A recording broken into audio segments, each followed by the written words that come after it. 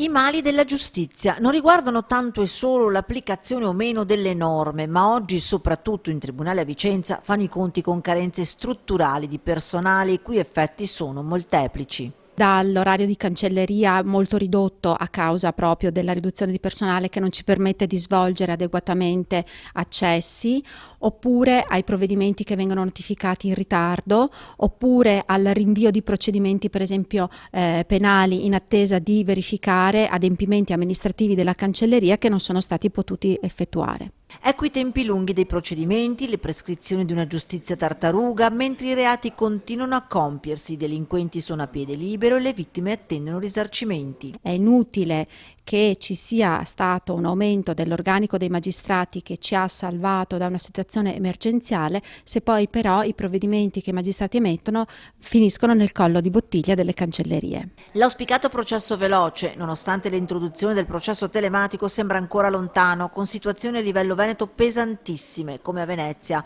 dove la Corte d'Appello, solo per smaltire gli arretrati, avrebbe bisogno di 3 anni, ma ancora peggio è la situazione del penale. A Venezia è una nota dolente perché il ritardo nella trattazione dei processi significa la dichiarazione di prescrizione di tantissimi reati e Venezia ha una delle percentuali di dichiarazioni di prescrizione di reati più alta d'Italia. Intanto a Vicenza aumentano le cancellazioni o le sospensioni volontarie delle avvocatesse. Nel 2018 su 35 cancellazioni 24 sono di donne, le sospensioni su 29, 20 sono di donne.